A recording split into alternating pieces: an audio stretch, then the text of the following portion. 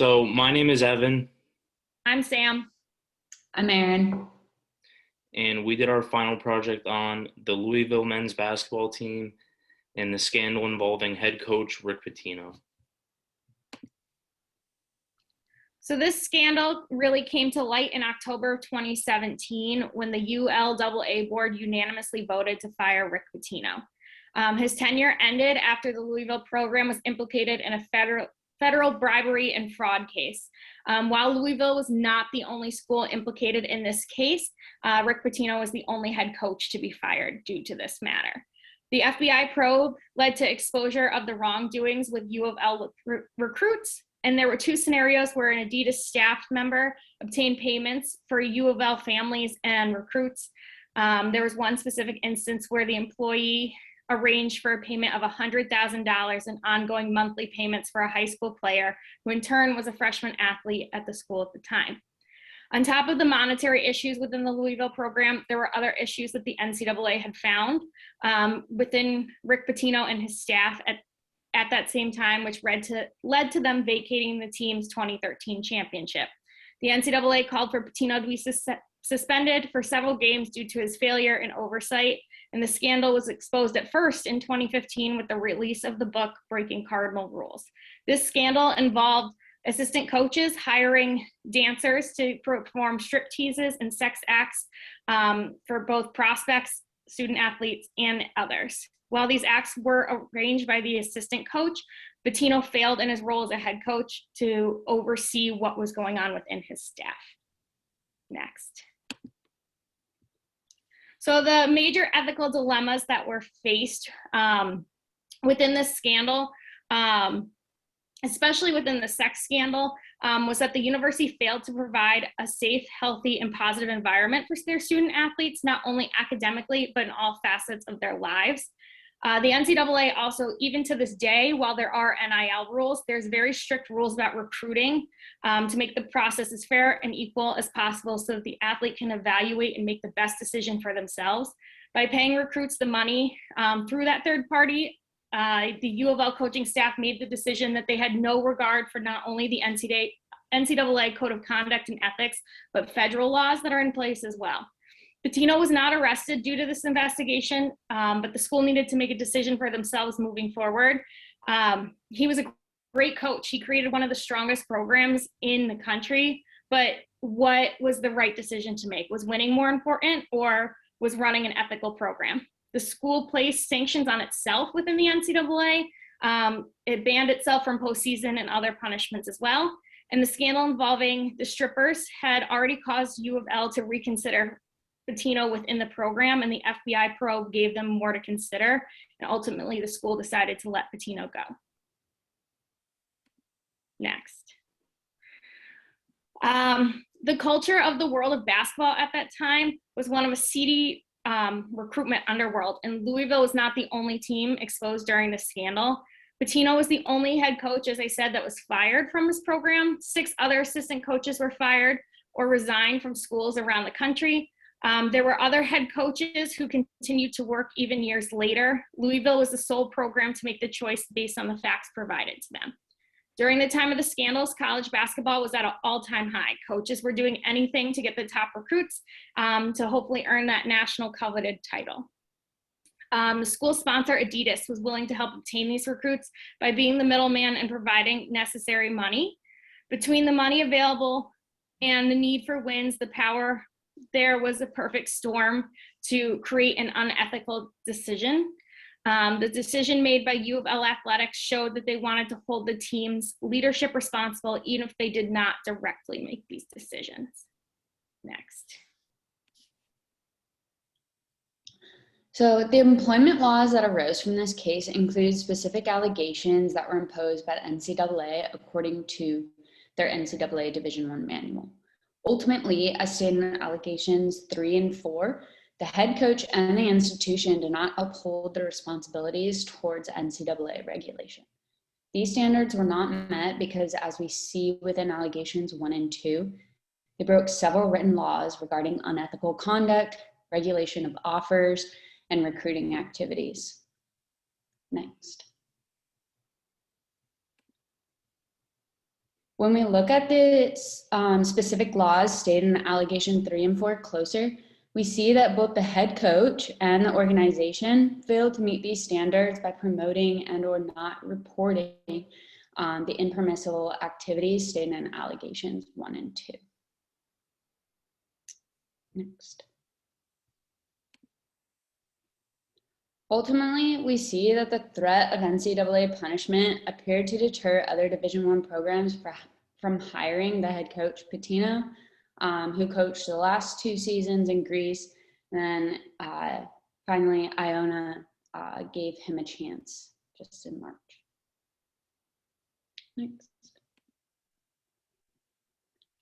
A lack of communication by and between the organization, athletic department, and the basketball program led to the impermissible activities stated in the allegations 1 and 2 to take place and to continue. Furthermore, the lack of communication and responsibility within the organization eventually led to further incidents that Sam talked about, such as the Rick Pitino sex scandal. U of L president Pinto was a key figure responsible for communication on behalf of the organization. Unfortunately, however, due to his lack and acceptance of responsibility and his denial for any wrongdoings, his communication was not well received by the public or the media. Next. The head coach Pitino and U of L president Pinto were the key organizational leaders during the crisis. They both are formal leaders due to the responsibilities of their official role. However, they both enacted a laissez-faire style due to lack of control for regulating the actions of those below them. This style of leadership was not effective because when faced with ethical decisions, they both utilized a teleology approach. This is supported by their actions being guided by the success of the program and the school rather than following the rules enforced by the NCAA. This, however, ultimately led to them being caught. Next. For decision-making and organizational change assessment, this decision-making process took several years from start to end. It took about 4 or 5 years from when the allegations first surfaced to there was the final punishments for it. And as mentioned earlier, some of the appropriate measures were implementing loss of scholarships for the basketball team, which is a big deal considering there's only 5 people per team out on the court at once. Postseason participation, they self-banned themselves from tournament play, and the firing of several coaches. Some of the driving factors were the basketball team was obtaining recruits with resources that were not appropriate and ethical to the university and the NCAA.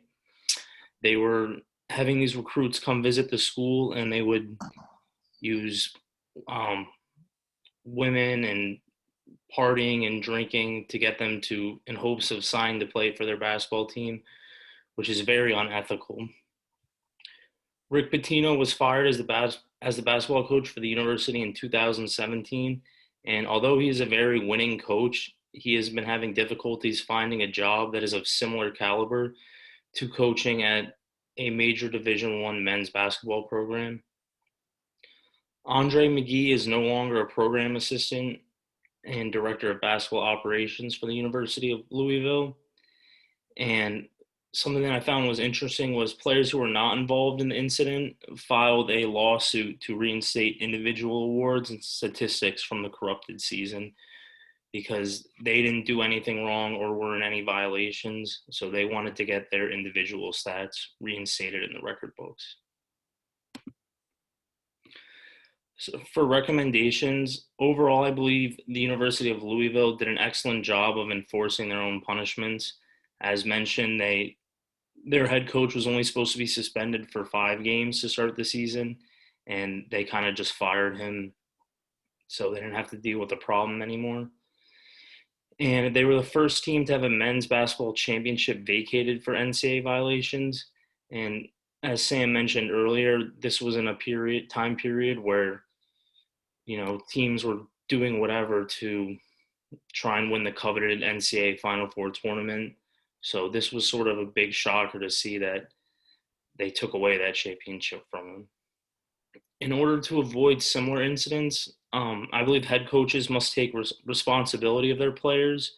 So this would include supervising all team gatherings instead of having Mr. McGee supervise events. I believe it'd be best if the head coach was actually there himself.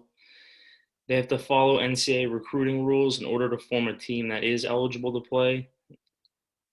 And another idea that we came up with was all athletic teams must have a member of the university who is not associated with the team oversee gatherings to make sure they follow NCAA guidelines.